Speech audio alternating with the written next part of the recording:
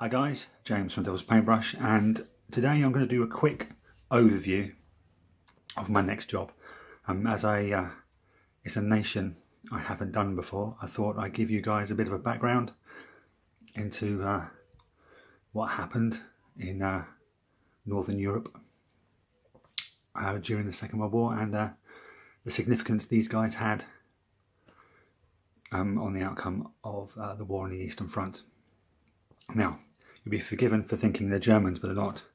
They're Finns. This is the Finnish swastika, and it's got absolutely nothing to do with Nazism. It is an old Finnish medieval symbol used for good luck, just like the Hindi one. It goes way back before Finland was Finland, part of the Russian Empire. Anyway,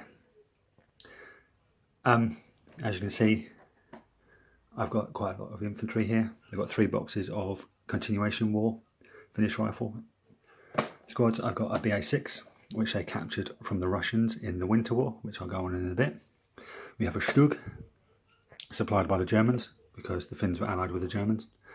We've got mortars, we've got snipers, we've got a anti-tank gun. It's a Finnish version of the Pak 36.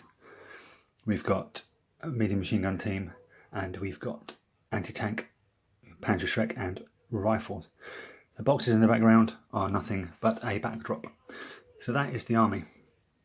Now, Finland wasn't created until after the First World War, when the Russian Empire was broken up and turned into Soviet Russia.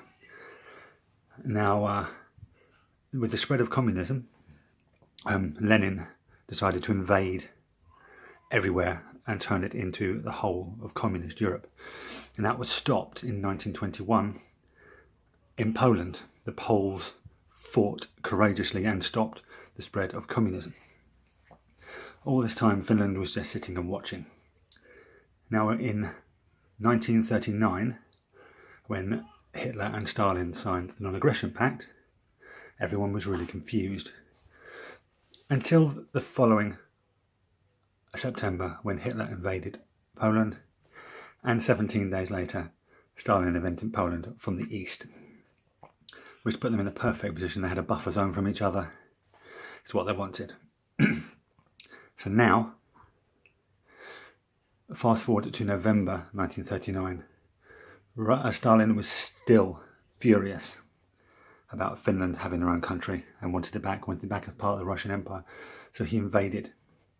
He had millions, literally millions of men, and Finland had a few 100,000. Now, over the next 4 months, the Finns punished the Soviets for every inch of ground. They caused tens of thousands, hundreds of thousands of casualties with their supreme tactics, the use of ambushes and snipers. And it wasn't until the end, in March 1940, when the Soviets actually managed to break through their defensive lines, and the Finns had to sign an armistice, and they ceded some land to the Soviets, just so the Soviets could sort of protect Leningrad, because that's where it was.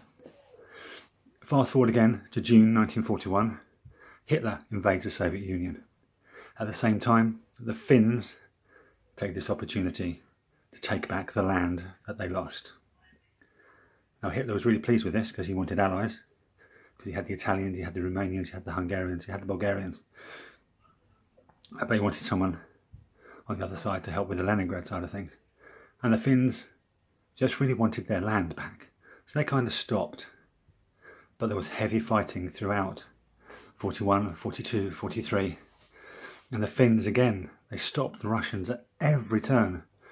And then, after Kursk and the Soviet steamroller, and the Germans were falling back across the whole of the Eastern Front, the Finns found themselves in an unenviable position, because after Leningrad was relieved, the Soviets were right on their doorstep. And in the late summer of 1944, the Finns fought a series of fantastic defensive battles. Again, they stopped the Russians in their tracks, but they were exhausted. So they signed an armistice, again ceding a bit of land to the Soviets, But that was the Finns' war from 2 little wars, 39 to 40 and 41 to 44.